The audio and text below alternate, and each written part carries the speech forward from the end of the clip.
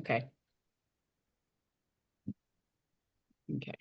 We'll start letting people in. Hey, y'all.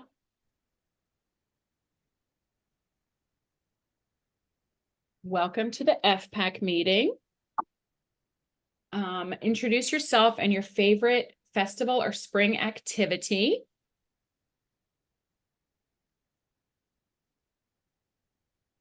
And we'll sort of get going in 3 minutes.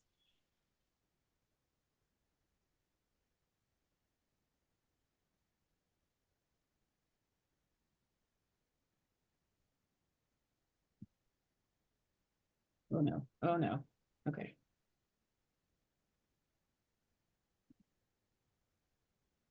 We have a jam-packed meeting today.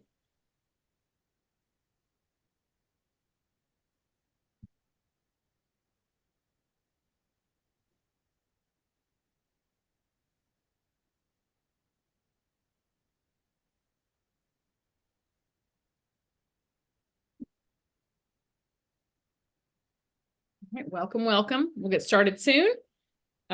If you will introduce yourself in the chat, your name, if you're here affiliated with an organization, university, whatever that you want to name drop, and then your favorite festival or spring activity. I can't share my screen and do the chat because I'm Gen X. So I'm Alyssa, and my favorite spring festival or spring activity, my favorite festival was Jazz Fest. I'm very basic like that. But now that I've moved, my favorite spring activity is watching bulbs come up because I live somewhere now that like you can have bulbs. We'll get started in about 2 minutes. We'll let folks roll in. Oh my gosh, Roz. I love that. I was on the hunt for that this weekend. Oh yeah. Roz says finding all the funky hotel bars with outdoor seating. Yes. You get like that 2-week window where you can sit outside without suffocating. It's magical. So good. It's magical, those 2 weeks. Haley says biking around City Park. That's fun. Spring gardening, wine and cheese on my patio. Yes. Yes. Who said that? I'm here for that. I'll be there. The second harvest. Yeah. St. Patrick's Day. Yeah, I'm excited to go parading again. It's not done yet. We still get a little trickle of parades before we're done for the year. Smelling the jasmine. I agree. I have an armband of jasmine tattooed on me. I sometimes think about living somewhere else, but then where else am I going to smell the spring here besides here?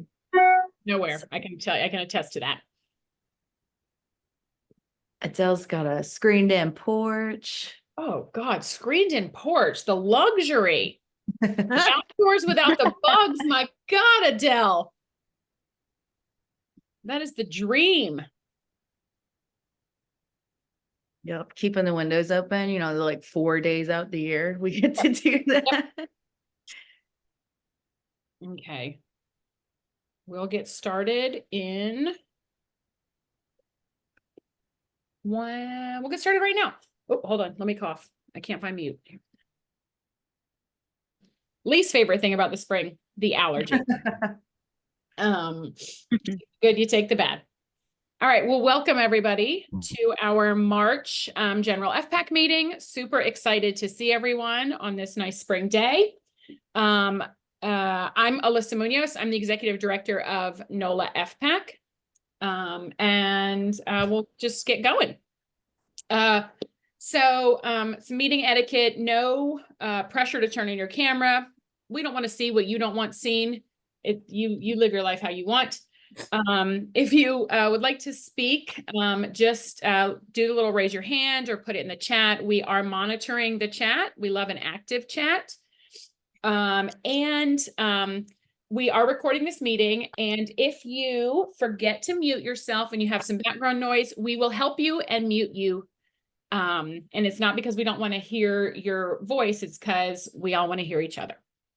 And this meeting is being recorded, and I think we have an AI assistant to help with notes and capture everything. All right, so getting right into it. We are in the spring legislative session, or the Louisiana legislative session. It started on Monday. We had 2 special sessions ahead of it, which may be why you're like, haven't we been in session for years? But this is the quote unquote regular session. So this session, we are focused kind of on do no harm. We're focused on trying to stop bills that will impact the amount of, food that people can grow, buy, consume, and sell, frankly. There's a lot of wild bills out there. And so we're really focused. We don't think this is going to be a year, and anyone who works closely in the session, please correct me. We don't think this is going to be a year where we get something that's amazing and like radical and innovative for, the Louisiana food system passed, but we're going to try really hard to not have anything terribly negative also passed. So there are some bills we are watching. These are just a few of the bigger ones. We do have some help from some of our students at Tulane who are helping us with bill tracking. So we are tracking lots of bills, but these are sort of the ones that I think would be of interest to folks in this group. So the first one is SNAP purchase restrictions, basically trying to say that folks who are on SNAP can't buy quote unquote junk food or unhealthy food, which probably seems on its face like a good bill. However, that is a slippery slope toward controlling what people can and cannot buy with their benefits. And there's a lot of subjectivity, I don't know if that's a word, within what someone considers healthy or worthy for SNAP recipients to buy. So we are watching that one. There's also a new bill that came out of the special crime session that is in this regular session, and that would reduce the amount of SNAP benefits that if a juvenile is in the corrective system or the juvenile justice system, if they go into that system, they will have a reduction in their SNAP benefits. And I don't think I need to explain why that is not a great idea. There is buku seafood bills, and Bryn will be talking about those during the seafood segment of the meeting, but get ready. We are looking for additional and increased funding for Grow the Good, which is the statewide SNAP match incentive program at farmers markets that Market Umbrella operates. There is not currently a bill number on that, but that is not surprising. Just for a little like how things work, every lawmaker can, you're supposed to have submitted your bills a little while ago, but every lawmaker can submit 5 late bills. They use these regularly and often so that they can do a bill that doesn't, so they can either keep working behind the scenes to get more support, so they can wait to do one that's kind of controversial, so they don't, there's not a lot of time to get either, to get folks riled up sort of against it. Sorry, y'all. Okay. So let's see, Angelina, I think you said there's not a bill yet, but we're waiting on one.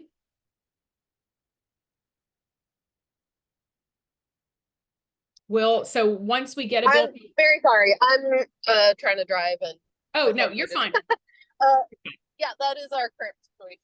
Okay, yeah, so there's no bill. Good. Yeah. But we'll keep y'all posted for when a bill shows up. Yeah, we are. Could I just make one little pitch about that real quick? Yeah, please. Because of the new governor, we are anticipating a pretty robust kind of grassroots campaign, kind of akin to what we did the first year, which was the year before last year. And so we might be reaching out to FPAC members for support of that. Great.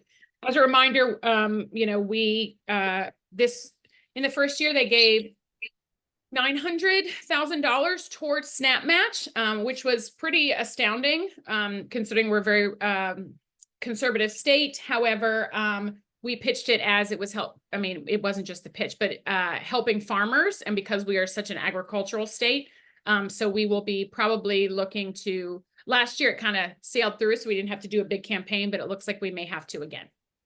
Yep.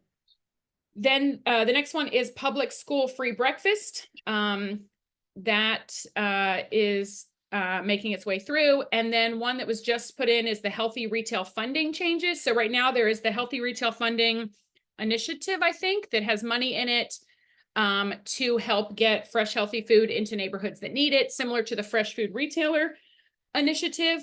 And so this new one that is going through helps to make it so that people who have already gotten that funding could potentially get it again, and it kind of broadens the eligibility on it. So those are the ones that we are closely watching as of today. But again, we are looking at this very regularly to see what is coming out. And we have lobbyist friends and colleagues who are keeping us posted on things. If you, as an FPAC partner, know of bills that we have not mentioned here that we should be watching, please let us know. Or if you know of things that pop up, please let us know so that we can keep it on our bill tracker and be advocating for things. It looks like Christine raised her hand. Go ahead, Christine. Hey, yeah, it's Christina from Invest in Louisiana. And I just wanted to mention there are a couple of bills in the Senate filed by Blake Miguez, which aren't listed on here. SB 195 and 196. 195 provides for work requirements for SNAP, and 196 is like a pretty it's complicated, but it's a pretty substantial like reporting requirements for SNAP that would be really onerous for DCFS and a bunch of other administrative bodies. So I just wanted to like alert FPAC to that, and I'm happy to talk more about it or circle after the meeting. Great. Okay, we will add those to our list. Yes, and then I'll reach back out to you so that we can figure out sort of advocacy campaign and things about it. Thank you. Yes, great. Yeah, because 195 is really a bad bill, so we should go. That's what I thought. And then when I went to the bill search, I couldn't find it, but I don't know. The LA ledge dot whatever it is website is less than ideal. Yeah, you'll just be swimming in tabs for the rest of your life. That's what I was doing. Yeah. So, okay. And then I think somebody else tried to chat. Go ahead. This is Jeannie. Just on all the SNAP bills. I don't know if anyone has a contact at USDA and SNAP that may be able to just get a sort of rundown of what is even allowable for a state to do. A lot of this stuff is not going to pass federal muster and not going to be allowed by the feds, at least in this administration, which I think is a good stopgap for, this year. Future years, who knows? But for right now, I think it might just be good to get documentation from USDA that like this is federally allowable and this is not, in terms of what these 4 bills are proposing. And so I'm happy to work on that, but didn't know if anyone else was already doing that or had someone on speed dial. No, but I'm sure we know somebody who has somebody on speed dial. I'm wondering if we kind of pulled that small group together during the I don't remember what they called it, criminal justice session, the crime session. And I'm wondering if we should sort of pull that group back together during this session, once every other week or so, to talk through the bills that are moving through and how we're advocating for it, because it does feel like we're going to need to be really active in this session. So FPAC will be at the Capitol numerous times during this session. So if there are priorities that you want us, other than the ones we've all talked about, that you want us to help advocate for, please let us know, and we can pass that along to lawmakers while we're there. And then, so, we've gone through like, there are all these bills, most of them are bad. So how can you get involved and advocate? So we're not just spreading the bad news. You can attend one of the days at the Capitol. There are a few with partners that we will talk about throughout the meeting. I know that Feeding Louisiana has one. We're bringing Xavier students. There is one for childhood hunger, I think. So there are lots of opportunities and there are lots of days at the Capitol. And even without a day at the Capitol, like one of these days at the Capitol, if you will, you can just go. You can see when the committee is meeting or how the bill is moving through, and you can go and you can testify. And all testify means is you just stand up and make comment. Or you can also call your lawmaker and tell them how you feel. They both love and loathe phone calls, but they are very, they work. And their staffers will be answering even when the lawmaker might be in session. And it has happened that a lawmaker may have it in his mind or her mind to vote one way, but then there are so many calls coming in that their staffer lets them know, like, there's something going on here. We may need to question it, table it. You know, we weren't as sure as we thought. You can also tag them on social media. They love to be publicly applauded, don't love to be publicly shamed, but it can work. And then you can, like I said, attend a committee meeting and testify. You can get on a list on laledge.gov that will tell you every committee meeting and the agenda. Or if there's one you're interested in, let me know and we can help you find out when it will be going before committee. And then tell others about policies they should act on or advocate for or against, sort of like we're doing in this meeting. Let your neighbors know, let your friends know, let other people who work within or with your organization know that these things are coming down and they should also call or make their voice known. And I think we just dropped in the chat a link to find out who your legislator is, because it can be confusing. And so you can put in your address and zip code and find out who it is that you need to be calling. Any questions about that? And if you decide you want to do it, and I hope you do, but are nervous, let us know.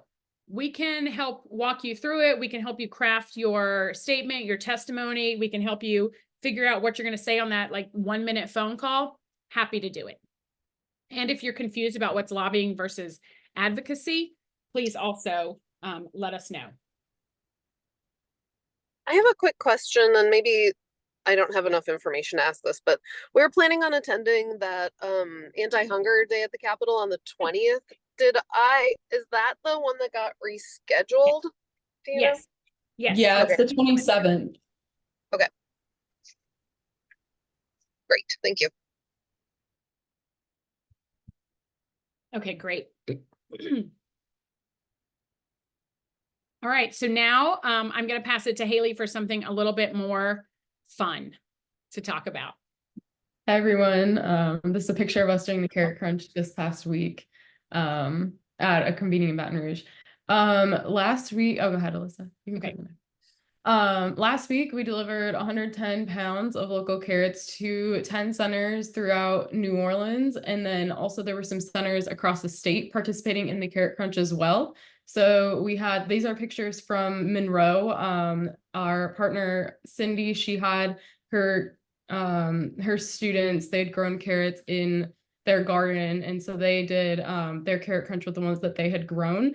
We had a kind of a mix here in New Orleans on success with carrots growing in the garden this year. So we had some delivered from our local farmers, partner with Sprout, and it went really well. The kids loved it. That was over 700 carrots that had been delivered. Yeah, and so these are some pictures of that outcome. You can go next slide. Sorry. Yes. Good. Okay.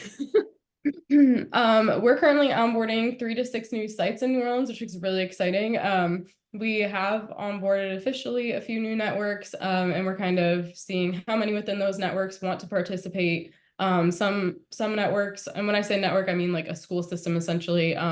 There's multiple schools within some of these networks. And so we're kind of piloting right now, seeing if we're just going to do their main center or if they would like to expand, but we have so far a lot of interest, which is great.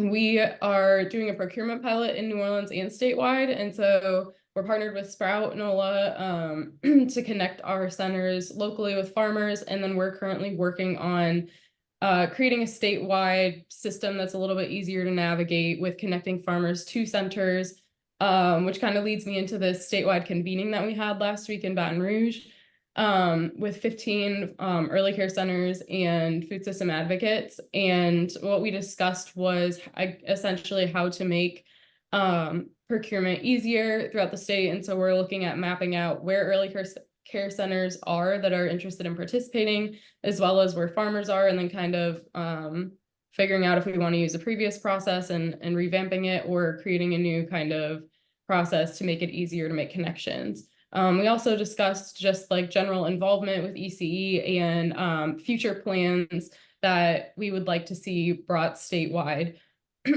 And you can go next slide, I think, or two. Yeah, I just wanted to show this is the great group of folks who gathered in Baton Rouge and did our carrot crunch with us. If you have any questions about Farm to ECE, if you know of a center that could be interested in joining or anything, please reach out to Haley and we'll drop her email in the chat. And then as you all may or may not know, FPAC is one of the founding members of the Louisiana Small Scale Agriculture Coalition, which is doing a bunch of work around the state on small scale farmers.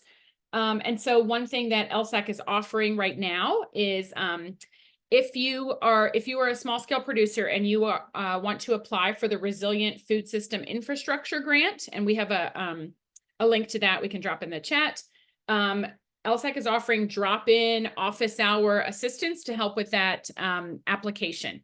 The assistance is being offered by specifically Market Umbrella, Sprout NOLA, and Louisiana Central, which are all part of the LSAC coalition. And we're going to drop the links, but there's Tuesdays, 11 to noon, and Fridays, 10 to 11.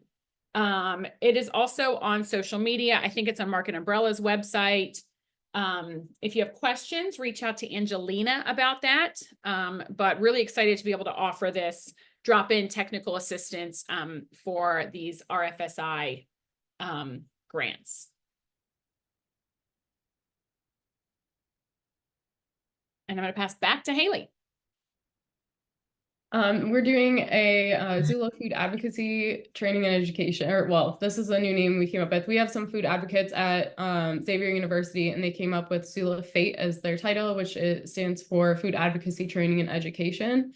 They're currently creating like a campaign surrounding student hunger, and then their focus right now is on what we can do to increase the application process for SNAP, whether that be including an application in along with your college application, and certain things surrounding access to SNAP that were permitted during COVID that are no longer permitted. They're coming up with some advocacy resources, and they are potentially doing a day on campus where they will be tabling. We're brainstorming that whole campaign right now. They're also participating in days with city council and days at the Capitol. And so we are going to be doing in the next few weeks, ideally, but it's a little tricky, day at city council. And then we'll be doing a large day at the Capitol on April 17th, where we're going to meet with Royce Duplessis and the Legislative Black Caucus. And we are also having some students participate in the day at the Capitol on the 27th, but these students are really, really great and eager to learn. And so they're kind of going through this whole process at like the local level, the state level, and then the federal level, and going through making their own campaign and how that process works. Thank you. Yeah, it's been great. And we also, in addition to students, we opened it up to community members. We also have an urban farmer who's participating in that. And that is, as a reminder, a paid fellowship for folks to participate in, to learn more about food policy and advocacy, and basically to like get the next generation of food policy advocates ready. Thanks, Haley. I don't know if Megan is in the room and has anything else to add to that. I don't think so. Okay, cool. Yes. All right, now I'm going to pass to Bryn. All right. So as many of you know, we have revived the Eat Local Challenge, and we are looking to come into like our active part of the year as we move into spring festivals and all of the fun spring activities that we were talking about. Also with June historically being Eat Local Month, also recognized by City Council unanimously. So we usually do a little bit of advocacy in June for that reauthorization, but we've always had success in the past with that. So we're looking for events and celebrations and things. We're thinking this bike ride is going to be more seafood focused, hoping to incorporate, you know, one of Crescent City farmers markets with a few urban farms, as well as, you know, like different community locations and restaurant and food service places that are using local products. So if you are interested in adding to our calendar any workshops, any like yoga farm classes, any art sessions, or any farm tours that are Eat Local aligned, please reach out and we can get those up on the calendar. We're gonna have our website launching next month. That's something that we're working on internally, so we'll be able to have some resources on where to get local food, as well as like some seasonality guides to help encourage, you know, folks to explore more finfish, for example, and just to iterate. Eat Local is more of like the marketing and promotions arm of local agriculture and local seafood, whereas like our seafood working group and our food production working groups, those are our like policy and advocacy heavy groups. So these are the fun, you know, promotional events that we do. We're also working on Jazz Fest signage. If you're familiar with Eat Fit, they have you know, like a pretty recognizable logo that they have on their menus that we see around. So we're working on an Eat Local logo that you know, is going to be able to be easy recognizable so that you'll be able to see if it's local products. And we're pretty excited about Jazz Fest vendors having that little like badge. So they're implementing the Eat Fit one. So we were like, let's jump right in and let's do that. So I'm working with Michelle from Jazz Fest and Chef Dana from Cafe Carmo on that. And then we're doing a seafood passport with the restaurants that are in Coalition to Restore Coastal Louisiana's Oyster Shell Recycling Program, and with Audubon Gulf United for Lasting Fisheries Restaurant Council. Great. Sorry. Yep. So next meeting, March 25th, email me if you want to join. Thanks, Bryn. We have a food access meeting coming up. Our next one is April 2nd at 1 p.m. This is different than our normal meeting time. We had a few different factors that went into that, but the next meeting the first part of it will be a CHIP meeting from the health department, followed by FOG updates. They both are going hand in hand. So I know some people from CHIP are on FOG, and so we've been trying to, and vice versa. So we're trying to merge a little more. So it'll be a quarterly meeting with CHIP, and then we'll continue with FOG updates after that. And then we are also, some of us are participating in the Feeding Louisiana Day at the Capitol that we talked about earlier. That is March 27th now, not the 20th, as previously stated, and it is from 10 a.m. to 1 p.m. If you're interested in joining us, let myself or Daisy know, and we'll be there with y'all. Thanks, Haley. The links will be dropped in the chat. Thanks. Great. And as a reminder, if you're interested in joining any of these working groups, reach out to any of us and we will connect you. All right, business development, Chandra or Eric, either of y'all want to do it? Hi, I guess I'll get started, but I'm definitely gonna pass it on to Chandra in a moment. Our last BDWG meeting was February 21st. We discussed a whole lot of things. We met the 2-lane interns. We talked about co-packing needs, the RFSI grant, and some other fun things. You can actually, I'll just drop the meeting notes here. You can check those out for any details. We also talked about the Super Bowl supplier diversity program, which led to kind of further discussions on both basically supplier diversity within the city, as well as the clean zones for big events. which kind of spun off into a subgroup to kind of approach those issues that we met on Monday and Tuesday of this week. And we applied kind of a theory of change model to that.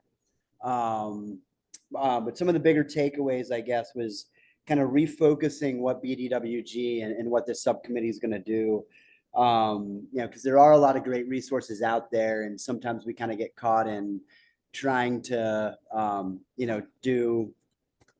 do a lot of things at once. So I think we're kind of looking at things as we want to amplify resources that are currently out there, connect the resources to the people in need of those. And then on the advocacy side, we're kind of gonna send some polls out and some surveys to this group and other folks we work with to really hone in on that advocacy level, so that we can, kind of look at a couple things. And a couple ideas are kind of on the advocacy side is to really focus on the occupational license as kind of the first baseline, so we can kind of get that done, and then focus on the next level of businesses that are fully legitimate, what their needs are with these bigger events that are coming, because the certification requirements was an issue with the Super Bowl supplier, and they're going to be the issue with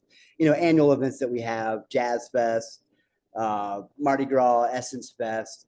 So I think right now we're looking at it more of a lessons learned with the short application period and informational period that was on the Super Bowl supplier, and kind of have businesses out there take a broader look for, if you want to participate in one of these larger events in the next year, you need to start 6 months ahead of time or right now to look at those certifications.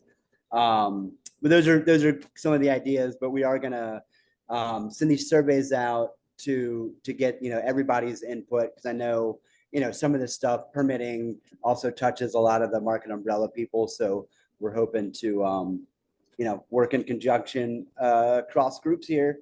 And Chandra, if you want to kind of give a little more information on the Yeah, and I don't want to scare people. So the bullets that are up here are tentative shifts. So for those that are familiar with the theory of change model, and it's through a equity lens that we are trying to get to this root problem that we as FPAC Business Development Subcommittee can address within a certain time span, and understanding our capacity, the context of it, what do we currently have on the landscape, and then a successor solution, which could be advocating, could be infographics, could be creating research. Thank you to the Tulane students in advance. I saw that late email last night. You are not behind. We just really appreciated a collective voice to address a lot of the issues that have been, since the practices have been implemented within the system. And so we're doing it through a systems change model. So we'll have some light things that we can say, yay, we were successful. And we want and there'll be some other things that are policy-based.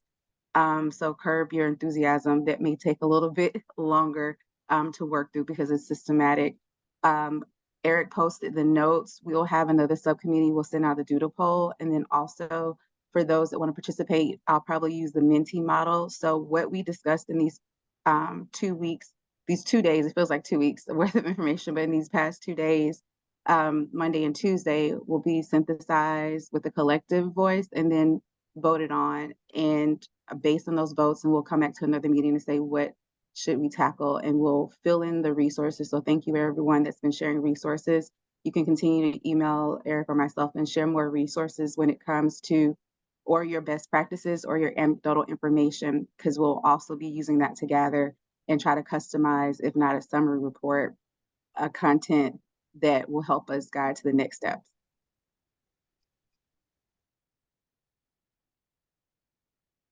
Great. Thank you so much. And you may see like an Instagram poll that says like, did you have trouble getting your occupational license? Yes or no? So that we can help to sort of quantify and put, it would be anonymous, but put like numbers like within our network, this many folks had trouble getting an occupational license, which is sort of step one to everything else.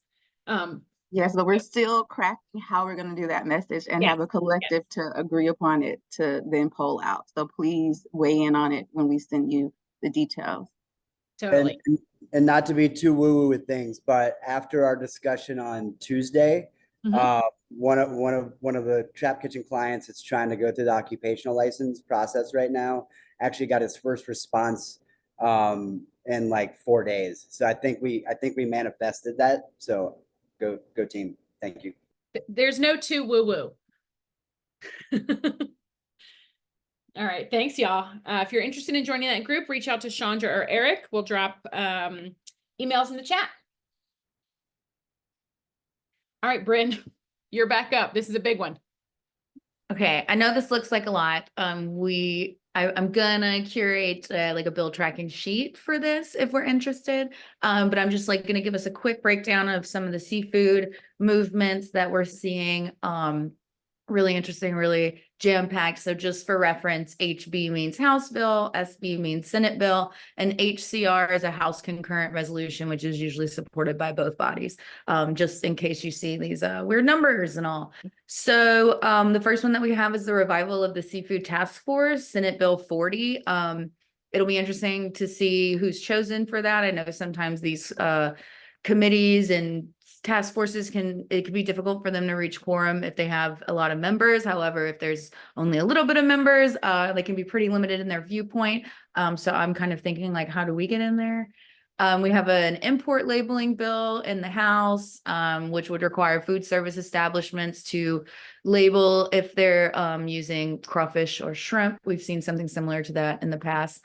We've got another concurrent resolution for FDA inspections, another one for tariffs or quotas on imports, plus a buying plan for domestic commercial fishermen.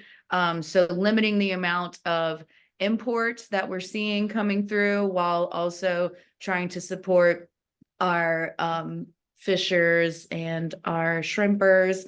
We're always trying to bring them into the conversation whenever we're talking about agriculture. It's really important for us that they're recognized as farmers too. And then FDA inspections that would implement some federal level inspections on stuff coming in, because those are pretty lax. So we've also got some seafood importer license, and those are going to be based on volume. So if you are importing seafood, you're going to be charged for it, and you're going to like be required to have these licenses if you're not getting imported seafood from certain zones.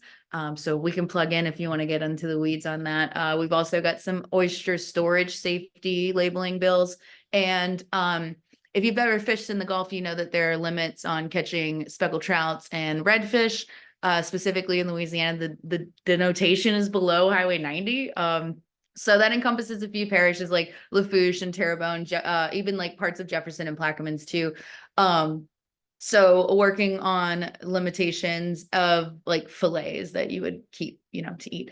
And then if some of you in the room are like, I don't have anything to do with seafood whatsoever, you may be wrong, because we may be able to connect on this. We have a House bill that prohibits imports being used in schools that are receiving state funding. So schools that are providing meals for students. I think that that's actually like a really cool one to keep our eye on, and it kind of encompasses a lot of work that we all do. So prohibiting the imported seafood for schools that are receiving state funding.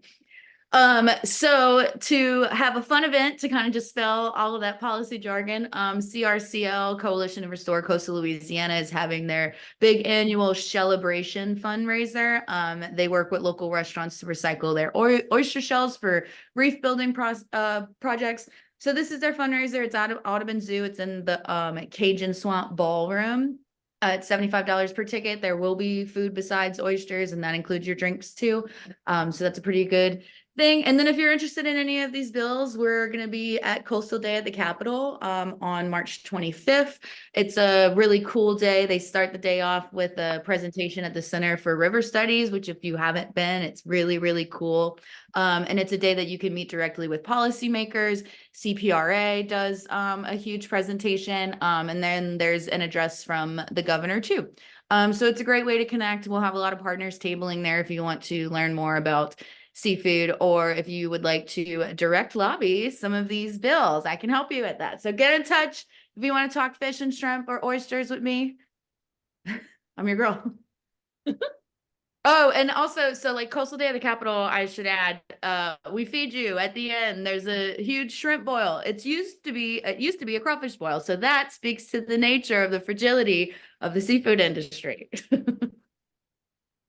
Make crawfish cheap again. Right? Thank you so much, Bryn. That was a lot. If you are interested in joining our seafood working group, please reach out to Bryn. Her email is in the slide. Okay, so climate and disaster. We are getting to be closer to hurricane season, and even outside of hurricane season, as we know, there are just disasters. We had wildfires in Louisiana. There's a lot. And so we are still trying to make sure that the food system is, if not prepared, at least connected, so that when a disaster happens, we can quickly act. So we are still looking for responses to our coalition resource guide. As a reminder, this resource guide is internal to the food system. It will not be something that is published for anyone to be able to like call you and be like, hey, I heard you have a cooler. Can I keep my random business stuff in there? So this is internal, but we do want to make sure that it is robust so that we have as much information as we can in there. So we will be dropping the link to that survey. We have it in survey format just so that it's easier to gather all the data that we need. If your organization has not filled it out, please do. If your organization has filled it out, thank you very much. We are also working with our partners in a few different organizations to help get farmers ready and doing some farmer prep planning and marketing and things like that. So look for that to come out soon. And then I also just wanted to flag that there is a Zoom link that Sprout NOLA has set up that once a storm is named, there's a twice a week standing Zoom call where folks can come together, organize, talk, so that we're not all hurrying and scurrying to try to get meetings, to try to form committees. We have a standing place where we can come to talk about the food system. And that will be on our website soon. And we will send that out as, as the season gets closer, if you will, and as disasters come up. If you are interested in joining our climate and disaster working group, we encourage you to. Now's the time to start getting more prepared. Our next meeting is March 25th at 3:30. Reach out to myself or Bryn, and we will get you connected with that. And now I'm going to pass to Devin to talk about food production. Hi, y'all. Can you hear me? We got you. Okay, great. I'm working from a library, which feels great. So food production is at present synonymous with the A Greener New Orleans campaign, which, for those of you that don't know, is a policy kind of platform that has 4 different planks intended to reduce barriers to urban food production in our city.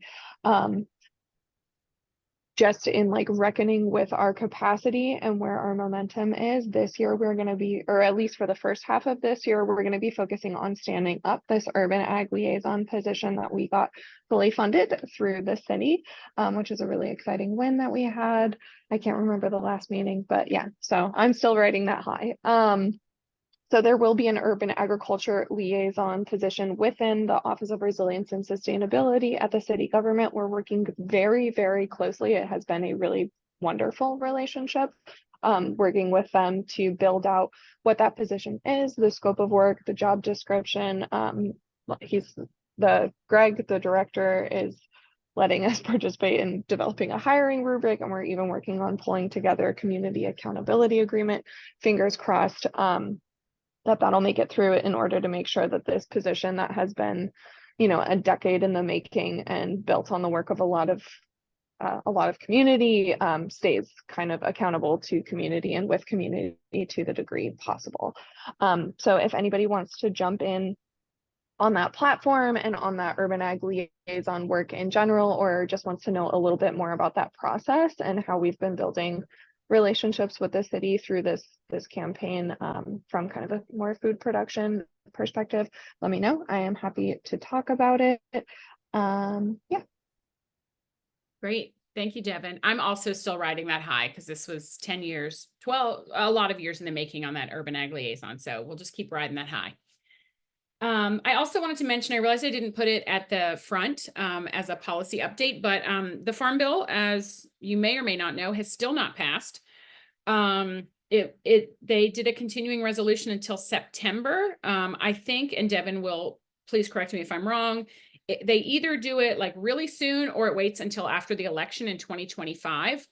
But we are having in district events coming up. I think we have 2 on the books throughout the state to get federal, the Louisiana delegation onto farms to talk about and to really see why a sound and climate smart and small scale agriculture supportive farm bill is important. So the farm bill work just keeps moving forward, and we'll keep y'all posted on it.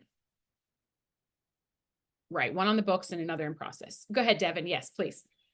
Can I just jump in, kind of an adjacent big federal thing that happened? The agriculture budget for fiscal year 2024 actually just got approved. So that got approved way late. So late that actually we are, in terms of like national kind of organizing and advocacy, the push for federal year 2025 request is starting now. Just so everybody is aware, we have an agriculture appropriator in our state. So Julia Letlow from District 5, which goes basically like hugs the top of the like shoelace area of the boot.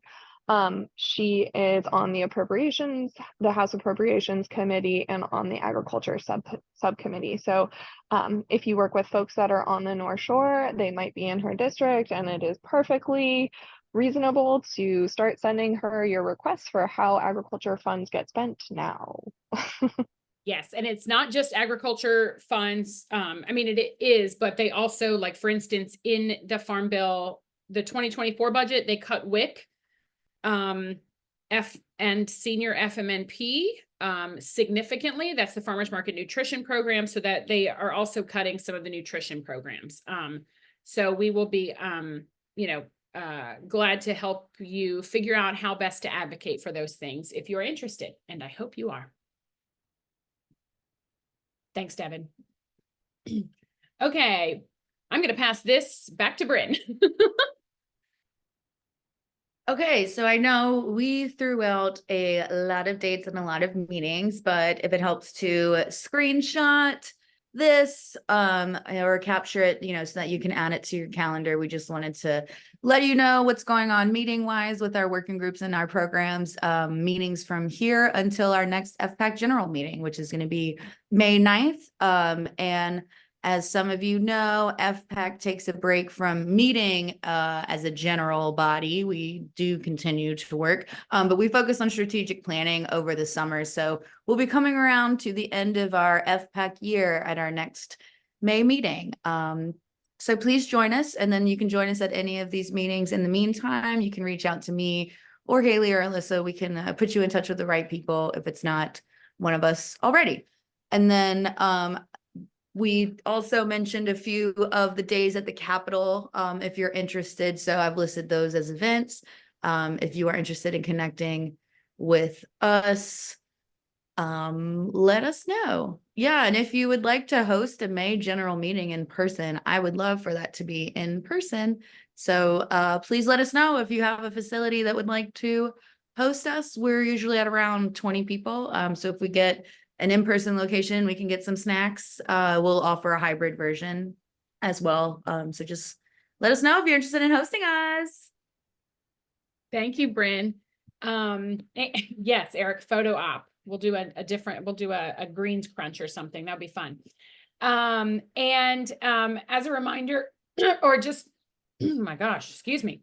The May meeting will be really important because we will be in the throes of the session. So we will have lots of updates. We'll be sending updates until then. But the May meeting will be a really important one to attend on May 9th. And then, yes, we pause our general meetings, and some working groups pause during the summer. It's just with travel and school out and the heat of the summer. But some groups continue, which is great. And the work definitely continues. So now I'm going to open it up to community announcements. We got this information late last week, so wanted to share it. I don't know if anyone from GRODAT or anyone who's here wants to talk about this, but City Park is in their master planning process, and currently the three options that the design firm is circulating as their new master plan all get rid of GRODAT Youth Farm. So there is a public meeting in a little less than a week, or right at a week, at Dillard. GRODAT is asking that advocates show up in person to support that. And then they have a phone. Also, if you want to connect, there is a form. Oh, and Kelia just dropped it in the chat. Thank you, Kelia. Is there anything I'm missing on GRODAT other than we love them and we need to keep them? Okay, great. Well, who else has announcements? Do you have an event? Are you hiring? Drop links. This is your time to, is there a policy we missed that you want to talk through? This is where we open it up for y'all to talk.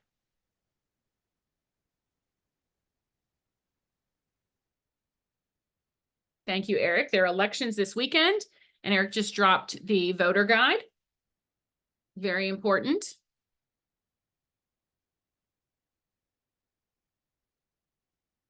Anything else anybody has? Can I jump in real quick? Yes, please do. Yep. Yeah, I haven't even gotten around to sending the save the date out, but it will be coming on April 16th. Tulane, in partnership with Dillard and Xavier, are going to be hosting a symposium of sorts from 10 to 2, all focused around food access and addressing food access in New Orleans, and food security. Agenda is still in the works, hoping to finalize some things this week and send save the dates out, but wanted to go ahead and get the date out there for folks. It'll be open for community-based organizations, state, local agencies, anyone working in or adjacent to that space. Lunch, networking, a kind of nice opportunity to come together in person for some time. Definitely be able to come and go. And an actual save the date invitations and agenda will be forthcoming, but that will be Tuesday, April 16th. It will be at, I believe, at Dillard's, on Dillard's campus. Great. Thank you, Kelia. Market Umbrella, Angelina. I believe that Market Umbrella, that we will be sending out a survey for growers, New Orleans or regional growers, to find out what sort of small processing equipment do you need. If there was a shared kitchen space, what would you like to use? So that survey will be going out soon, I think, Stacy and Angelina. Very soon, like yesterday. I think the survey's ready. I'll share the link. It's not just for growers, it's also for any value-added producers. Thank It's you. Yes. anybody who would be eligible for the RFSI, because we are applying to procure some equipment under that grant that would serve both agricultural producers and like I said, value-added producers, which is actually the core target of that grant opportunity. And value-added producers are like people who take raw agricultural goods and turn them into something, frankly. So a lot of like farmers market vendors who don't sell just vegetables. Okay, great. Like Chandra put in the chat, if you work with Economic Development District, Eventbrite goes live shortly. Oh, she just added. feel free to email to RSVP, attend finance Yes, webinars. I'm creating the webinar in Zoom now as we speak. Okay, So reach great. out to me. You know, in economic development districts, which are political subdivisions throughout New Orleans, we're doing our Q1 2024 free webinar training with assistance for TA post the training on how to complete Part 10, which is required mandate for all boards and commissions for their financials. Fun time. All right. Thank you. Anyone else? Go I ahead. believe CCFM has their March Market Madness today, this evening at the Greenway Market. One of my personal I mean, I love them all, but the Greenway is the one closest to me, so that's why I like that one. But they have live music and vendors tonight. What's the question? Market March Madness. Oh yeah, Market Match Madness. Am I on camera? Okay, tons of stuff happening. We partnered with Friends of the Lafitte Greenway with a true partnership, which was nice. The computer just went out. Can everyone still hear me? Yes. Okay. So that is happening every Thursday during March, as the name would suggest. We have on our side, Market Umbrella, we've ramped up our programmatic activity. Today, there's going to be making paper butterflies, a marketeers activity, which we usually only do on Sunday. So this is a nice opportunity. There's going to be music. There's going to be Linda, the bubble lady, who is, I think, amazing, making these like really large bubbles, interactive, fun for kids and adults alike. And then in the Break Tech Center, Friends of the Lafitte Greenway has organized an entire art market in addition to our farmers market. And there will be beer for sale there too. So come on out today from 3 to 7. Our hours have changed due to the welcomed daylight savings time change. So now we are going till 7 o'clock, and we'll be there the next 2 Thursdays in March as well. Great. Thank you. And Kelia is reminding us and personally reminding me that I forgot to fill out that survey despite many reminders. They are the New Orleans Food System Resource Guide, which is super helpful, but Tulane pulls that together. So if you got that in your inbox, please fill it out, including me. Anything else? Where was it? That was I'm going to send that survey, that RFSI equipment processing survey out right when we leave this call. okay. Perfect. Then we'll add it to the notes. Great. Thank you.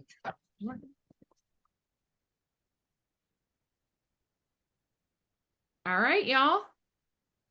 Well, if there's nothing else, then I would say we'll see you in May, but I'm sure we will see all of you before May. And we appreciate you coming to this meeting. Stay tuned for more information about the session. Let's just hope. Have a good one. Thank y'all. Bye. Thanks. Bye. Thanks, everyone. Trying to stop recording.